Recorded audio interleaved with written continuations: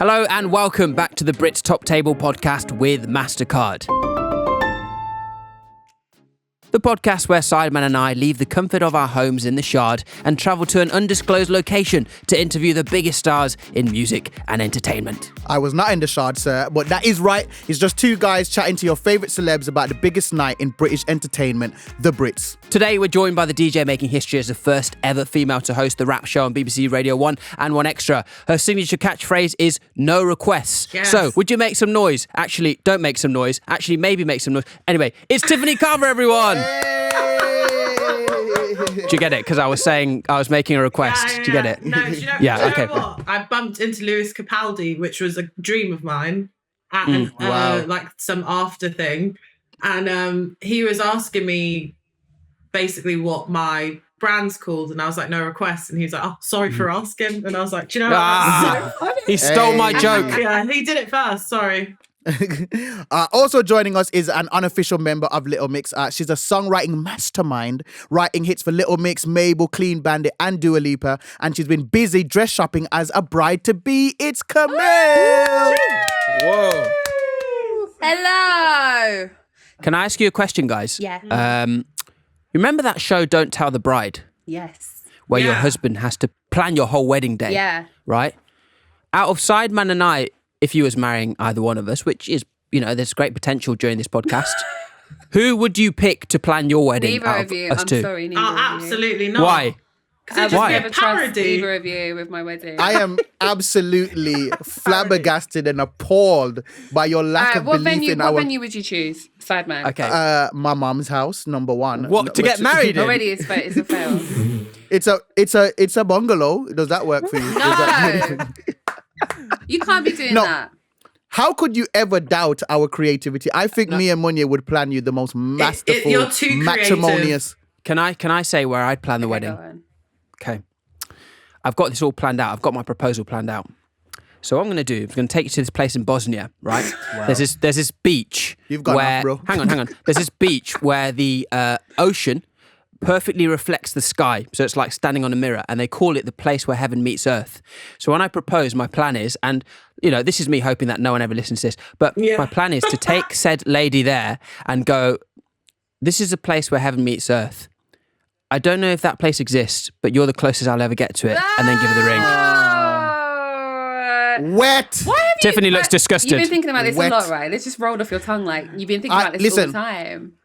Tiffany is Switzerland, so she would never say. But I looked at her face, and her face said wet, moist, fountain water, corny, cringe, cheese. Like I saw her Listen, face. stop saying- reading your Tinder bio on the podcast. I told you about this.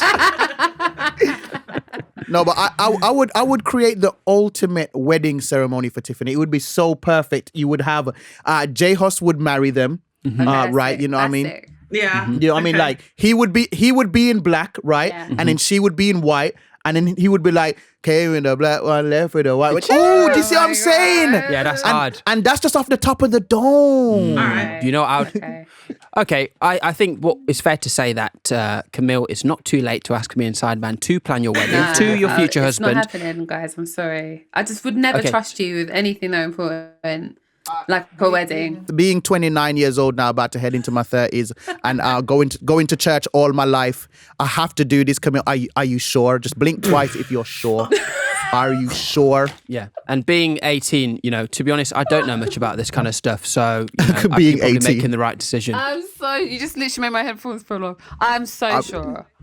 Okay, just checking. Just remember, That it's not. response. The fiance needs to hear this. So, guys, may I ask you a question before we really jump into some juicy Brits chat? Yes. Everyone's quite smiley, considering, especially Tiffany. Didn't you lose your life savings in cryptocurrency last week? Her face is not with that joke. Do you know what? I thought it was peak, and then I saw. My hairline. Well, no, I would never say that. No, I saw Chunks and Nico and them talking about how much they've lost, and I was like, oh, this has Yeah, changed. Honest to God. Yeah, they ruined my rollout. I had this whole plan to tell everybody how I lost mad. 5,000 because you know people only tell you what they lost to let you know how much money they have. Exactly, yeah. I had my whole £5,000 loss plan roll out. I saw Trunk say 276 grand, and I literally sewed my lips together. Honestly, Nico lost 1-point-something million. It's crazy. How the hell? It's too much. I need to start a YouTube channel right now. That's what I was going to say. Screw the podcast, because I'm not making 1.8 million. Shall we become a group, like a YouTube group like them? Oh, yeah, we could. That would be We dope. could. I'll let you guys think of the name. Maybe not a wedding, but you can think of our YouTube group name. We can do mukbangs, which I always thought was like something really rude, but it's actually just people eating together. Yeah. Do you know what I mean? If you told your mum, "Oh, I'd gone for a mukbang at the weekend," she'd be horrified, though, wouldn't she? She'd go, "Oh, I've told you not. I've told you about swinging. Don't do it." Are you in crypto, Kamille? Do you know what? I obviously came from finance. Like that was my first industry that I was in. Yes. And that's why I'm not doing it, because I know it all involves, and I'm like, people just be losing money too quick on that shit. So no. I have to ask, coming from finance, which, your parents was kind of pushing you towards, and then now doing what you're doing now, does it feel like it was a waste of time? I feel like, honestly, I'm not gonna lie, I feel like my whole university time was a bit of a waste of my time. But I love that everyone goes to university. I encourage everyone else to go, but for me it was nah. But if you don't want to go, like me, there's still a chance. Exactly. Yes. My parents begged me because they knew that I had the academic intelligence to go to uni. Yeah. But what I did not have is the temperament. Like, I do not have the patience for dissertations. Like, I'll work all day on a script, on editing, but to sit there being lectured by people that I feel like I know what they're going to say anyway or don't care, it was difficult for me. You have to really go and want to study what you're there to do. You have to actually really enjoy what you're studying. Just really makes me want to sleep. I don't know what it is about school. It's warm. It's like the soft tones of them teaching you something you don't really care about. Yeah. And you're just like, my God. eyes are just closing. When your body decides it's going to sleep, no power on heaven and earth can stop that. Because even me, it was so humiliating. I remember my university did me so dirty. You've just dragged up a memory. I went to Sheffield. I went to Sheffield to study psychology. And on my first day there, they were like, cool, you need to get 120 points to go into the next year. Your psychology degree is going to give you 60. I was like, oh, okay, so what do I need to do to get into next year? They're like, you need to study another subject. Your choices are Korean history. Off you go. I just studied Oh my God. Korean history. Did you actually study? No, are you lying to me? I swear to you, I had to learn the names of 30 Korean kings Oh my God. just to become a psychologist. Why is your life like this? This is too funny. I cannot believe that this is true. Whenever I have patients, they're always like, what should I do? And I'm like, well, in the words of King Henry VII of Korea. There's all that knowledge and no use for it. I know. That is but hilarious. anyway, Tiffany, as a DJ, have you ever been tempted to have like a DJ, what's it called? Name. Pseudonym? Yeah. Or like a fake name. Yeah, like the Carver, like the Carvemeister or the Beat Butcher. No. The Beat Butcher is wow.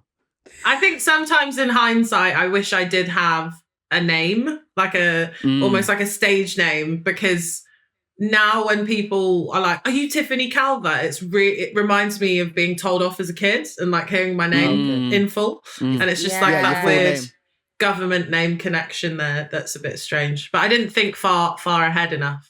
Well, it can't be any worse than hearing "Sideman" being shouted in the streets. We all have our different sufferings. Actually, I did this series right on YouTube with my friend Hamza, and he's got a large Asian fan base, right? And in that series, my name is Rebecca with a K. Imagine the confusion of my friends, because sometimes somebody's shouting Rebecca at me, and they don't know why. Because my character believes that because it's Rebecca spelt with a K, that it's a male name. That's mad. Yeah. I mean, it does remind me of when I went through a terrible phase of calling myself King Caramel with 2 Ks. No, my God. I was literally one more word away from my name being an acronym for a racist white supremacy group. Oh my But God. you know, we live and we learn, don't we? You called yourself King Caramel. King That's giving me Caramel. stripper vibes. I'm not gonna lie. Yeah, it is. Super Magic Mike vibe. Yeah. I am officially changing your name in my phone right now. King Caramel. Oh, King dear. Caramel. So let's talk a little bit about music in general, because obviously, the podcast and the show itself is a celebration of music. Both of you are massively entwined in that world. Can you remember your earliest memory of a live performance? Because obviously that probably does something in terms of shaping your career. For a lot of people, it's a big moment. I don't know if this shaped my career as a rap DJ, but in Telford, the ice rink got, when I was a kid, they converted the ice rink, which was popping, into I guess a concert hall for Atomic Kitten, and that was They were fire. banged. I They were remember massive. Atomic Kitten. They were sick. They were so Yeah. big. UK's first drill off. Never looked down on Atomic Kitten. They were sick. Oh, fact. Do you know what? I get sent so many really fun remixes now, like drill remixes of. I got a Pretty Ricky drill remix the other day. Like, I would love. My emails are open if anyone wants to do an Atomic Kitten drill remix. That would be fantastic. That'd be fun. Everyone always does Toxic, don't they? Yes. They always put the Toxic music. Yeah, the Toxic one's sick. That makes sense though, because Toxic is one of the greatest songs of all time. It is. It is. 100%. We're very, very similar, Kamille, because from the sound of it, from what I've seen on Twitter, Yeah. when you hear a song, you think of the music video. I but do. does anyone here, when you're listening to music, because I've got to a point now I can't stop doing it. Every time I listen to a song, I'm picturing myself in the music video. Does anyone else do that? Yeah, you've been doing too many parodies. Yeah. Oh my gosh, you have to imagine yourself, especially when I'm writing for people. If I'm writing a song, like I do it even more. Like I'm imagining myself in their video as I'm writing the song for them. It's mad. Yeah. What's that process like, writing a song for somebody else? It's fun. I feel like it's not even a job. I feel like I'm just like winging it and just going la la la la la. And then people go, oh, that's cool. No, it's so much fun, honestly. Just like vibing with people, man. I've got a question that I've got to ask both of you now. Yeah. Tiffany, you have an eye for new talent, emerging talent. I've remembered you. I think I even saw a tweet from you today that talked about how exciting it is when you get that gut feeling when you just know that there's a new artist coming and you've heard some new music. And obviously, Kamille, you write music. So I wanted to ask you guys if my brother, who is grown now, but I just want to ask you if you feel the emerging talent from these first rap that he ever rapped. So I'm going to rap it to you and you guys just tell me where you would rate that. Hang on. Surely this is a judgment of your emerging talent then. No, it's my brother's rap. It's my brother's not, rap. it's yours, Okay, isn't so it? Yeah, no, but, it's not. It's but not. Simon, It's my do you brother's. actually want an honest opinion though, or should we like? Yes, Are you sure? yes. My If face is it's too not honest anyway. Like, Listen to me. Yeah. No, Tiffany's face is extremely honest. All right. But yeah, okay, so this was his first rap when we were kids. I was going down the road when I saw my mom getting chased by 2 kids and I said, "What do you think you're doing? Leave her alone. I will knock you out and I'll take the throne." Boom. I don't think he'd be getting a Tiffany Carver freestyle for sure. Oh. But Do you know? I thought you- it needs a bit I of thought- work. all that. I thought you guys were left speechless by his lyrical, you know what I mean? I Needs a little like bit of the, yeah. It's almost like a poem, the way that goes. Yeah. It needs a bit of work. Anyway, we've prepared a game for you both called I Am Your Carver. Oh, Now, I love this title. The eagle-eared amongst you will know that is a reference from a famous Star Wars film. And so, as 2 people who have all watched films, we're going to now do a test. All right. We're going to read you phrases from films, some of the most iconic catchphrases, and the first of you 2 to buzz in and answer correctly will win the point. Tiffany, your Wi-Fi is at least half an hour behind, so you will lose, but still, it's the taking part that counts. Damn. So, ladies, fingers on the buzzers. Sideman will ask question number 1. Okay, All right. ready? Just keep Boop. Calver. How am I buzzing? How do I buzz? Go on. Yeah, Is that's it good. Swimming? Yes. Oh, Finding Miss Nemo. Ellen. Love Dory. Here's question number 2. No one puts Calver in the Calver. Oh, go on. Yeah, go on, Kamille. And no one puts baby in the corner. Correct. Dirty Dancing, 1 point All each. Fall Out Boy. Woo. Oh yeah, it's true. Okay, you're gonna need a bigger Calver. Babe, Yeah. What is I it? can't take this is seriously. it you're gonna need a bigger boat? Yes, from yes. Jaws. You know what? Fun fact, I've never seen Jaws. Rap. Never. I haven't either, to be fair. Tiff, you have to watch it. It's so good. Classic. Is that another one you'd watch Okay. at 4 a.m. to fall asleep? Like Jurassic Yeah, Park? Yes. facts, sorry. Yeah, cool, yeah, cool, cool. yeah. Okay. Say hello to my little Calver. Damn! No, I'm going to give that to Tiffany because, you know, her Wi-Fi and that. Friend. Go on. Friend. Yes, Like yes, you, Munya. correct. So Let now me this is take the that one. tiebreaker. All right. All right, the next one. Here we go. They may take our lives, but they will never take our Calver. Boop? Boop. Oh no, Yeah. I'm Yeah. not sure.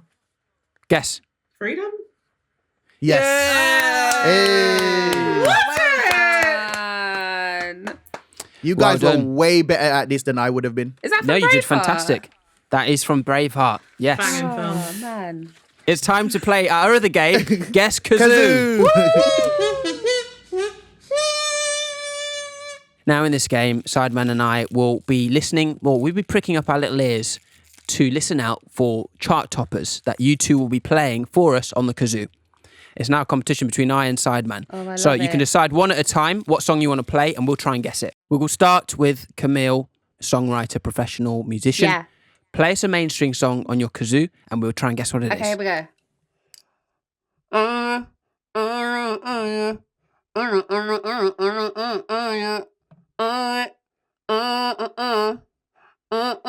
Got it.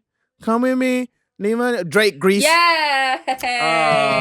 You can't actually play with me when it comes to Aubrey because I'm like, I'm serious. You get what I'm saying? Well done, babe. Go on, Tiffany. Oh man, how do I follow up from that?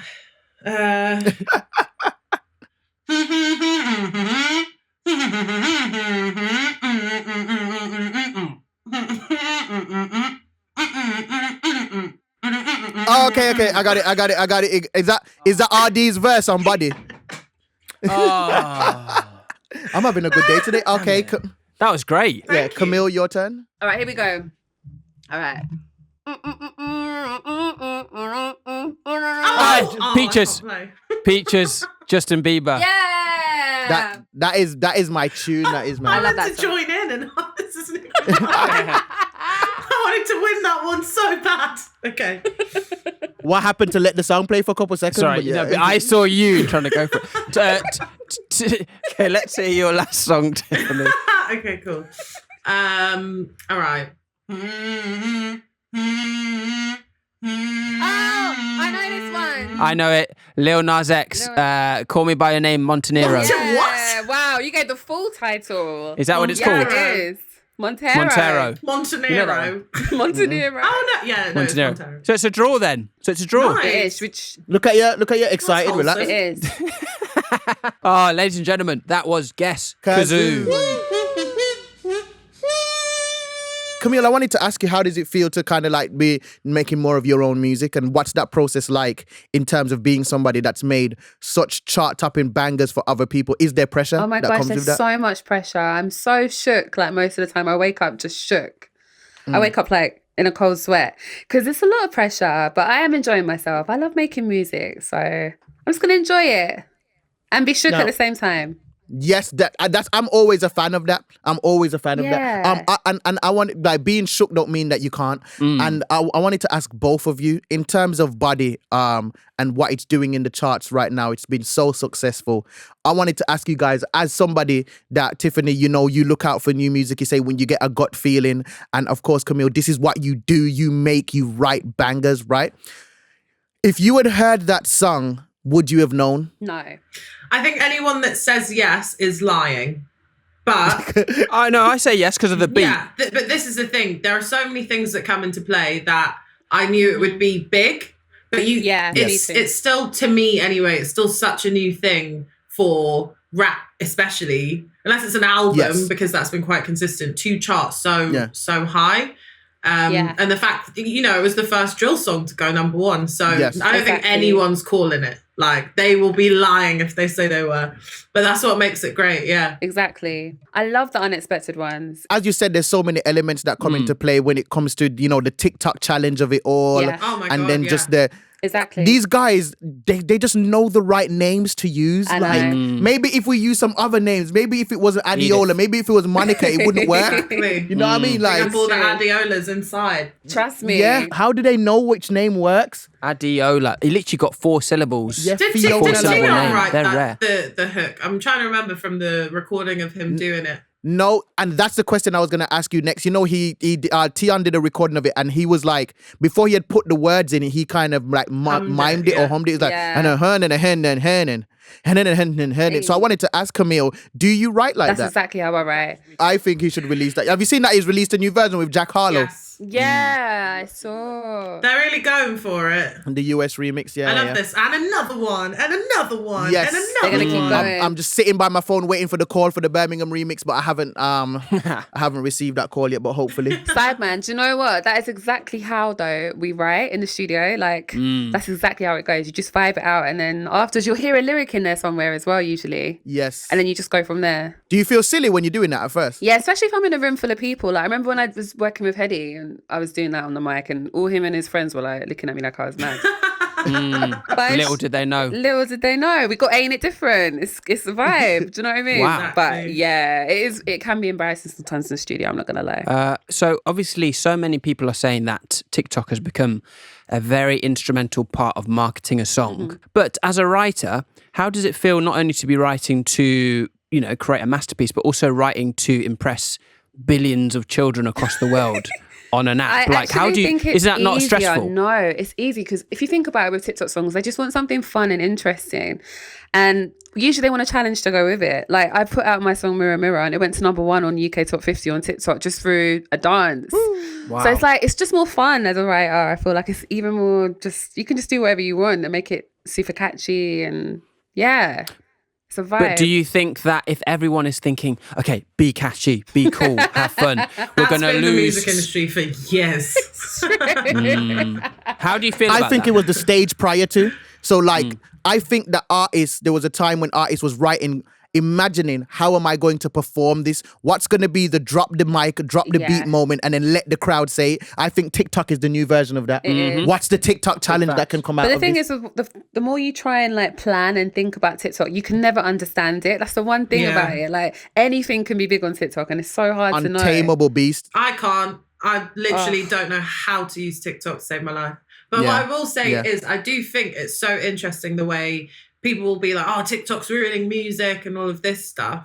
When, to me, even if you look at 20 years ago, like the pop records, just because it wasn't the people choosing it necessarily, which is what TikTok is, it's mass amounts Yeah. of people. It's the same with streaming. Like, it's people choosing what charts and what, which is changing the infrastructure of the music business. Exactly. But whereas before it was more so the major labels or these places that had the power Yes. to be like, right, well, let's make a pop record that goes like this, and you're gonna say do, and then everyone's gonna repeat it. But now people can just make something, and then it can catch on because it's simple and it's catchy, and yeah, it's a good vibe, and you can So do a little. What's my favorite one? That thing. Oh my gosh, the dolphin. Oh yeah, the Dune bug. No, this isn't the Dune bug. I or have something? no idea. I'm trying to learn the Corvette dance. That's how back in the. Oh my God, that was 2 years ago, wasn't it? Oh my God, Tiffany, you might as well be learning. Might as well be learning the That's what Macarena. I know. I know that you've spoken a lot, or I've dealt with mental health in the music industry and talked about that a lot of times, and that's something that I think should definitely get spoken about more. Where does the passion and the unction to do that come from? I think I've been working in and around music since I was about 16. Like, I've just always been, whether it was blogging or interviewing people for websites or reviewing things, I've made friends or I've connected with people, and I think it's, especially within the creative world, I think it's quite a difficult thing to talk about or to get help for, because you oftentimes feel helpless or like it's a bit of a burden. And you kind of just have to put a game face on and carry on. And I've come across a lot of people that relate to things I've gone through, or whether it's, feeling the burnout. I used to burn myself out so much. I used to, basically I had insomnia, and I was like super anxious, like very depressed. And I just didn't know that it was it was normal what I was doing, but you're kind of taught to think it's normal, and you just have to kind of carry on. Mm-hmm. And I've connected with a lot of musicians who, especially when they're breaking through, go through a lot, and they just don't deal with it. So we've had conversations, and it's sad to me that it's always a quiet thing or a quiet conversation when it's as soon as I'm like, that happened to me as well, or like, they'll just text. It becomes fine. It's like it's not a shared problem, but it's a common thread between us where it's almost normal. It's nice to feel understood. Yeah, definitely. Yeah, and so 100%. I definitely just want to push, especially within rap. If I'm honest, yes. I want to push for mental health awareness, because it's something that isn't spoken about very much 100%. at all, and people aren't necessarily ready to feel vulnerable when it's completely fine and it's completely normal. Exactly. I have to say, I really respect there's a group called LVRN from America, and they look after Black and Summer Walker and a bunch of amazing artists. And what they've managed to do within, I think it's Interscope, like they've managed to bring in a mental health division. And it's something that in many conversations I've been having behind the scenes, it's something I think so fundamental, especially with development artists. Like from early, you can't wait until there's a problem in the future and then try and force it on them. Exactly. Like, do you know what I mean? So you just have to bring it in from the jump and let them know there is support there that maybe is outside of if there's an issue, they can talk to somebody outside of everything, and it's safe and it's fine and it's normal. Because as soon as it gets 100%. To that place of, there's so much pressure on them. They've been signed for X amount of money, and they need to get another number one or another number five, and there's all of that. And you're like, you're acting a bit weird, like let's get you therapy. It's a different conversation. So it's just better to provide it from the jump. I agree. Yeah, for sure. Prevention is better than cure. Exactly. For sure. Totally agree. But I think it's a really great thing that, even just having both of you on today, Tiffany, Kamille, obviously very conscious of it. And the people that you come into contact with, if you're, with that mindset that you have, hopefully the right kind of attitude towards mental health spreads from one person to another. Oh my gosh, 100%. There's a little bit of closure there. But so before we wrap up, it might be nice to sort of look forwards, to look into the future. What's next on the agenda for both of you in terms of... Oh my gosh. Well, for me, do you know what? Loads more releases and loads more songs from other artists I'm excited about. And just loads of music. Loads and loads of music. Go on, Tiffany. Still got the rap show. We'll be there every Saturday, 9 to 11 p.m. Radio 1 and 1 Extra. Thank you. And then there's a lot of stuff going on behind the scenes that you will hear about very, very soon. But I can say that I am working on a mixtape at the minute, which will be coming out. Oh, sick. Yeah. Woo. I'm not rapping, don't worry. I know your brother can't be on it. Well, you've ruined my question now. But anyway, I would be remiss if I didn't say this. Listen, tell Drake to drop Certified Lover Boy. I'm angry. Okay, you cannot call an album Certified Lover Boy, truly making me feel like you're finally going to delve into the moist fountain that I need to cry over my ex properly. Okay, until that happens, I can't grieve without this album. Something tells me it is right up that street for you. Cool. Because that man has had that heart-shaped trim for 9 months now. I know. The album. He has. Release the album. It hurts. It physically hurts. I don't think he got much longer. Come on. Let's be positive. Yeah. Every time I see him post and it's not the album, I literally cry a little bit inside. I'm here for the Adonis content though. Adonis at the Billboard Awards. So that good. Was cute. Yeah, that was so cute. Yeah. Well, speaking of Adonis, another thing that is Adon is this podcast. Oh my God, that was exceptional. My Wi-Fi is clearly still that slow. was I didn't elite. get that. That was the most elite segue you've ever done. Okay, well, Tiffany, Kamille, thank you so much for joining us so on much the for joining BRITs us. Top Table podcast with Mastercard. I have been Munya, I have been Sideman. and this has been the BRITs Top Table podcast with Mastercard. Hey.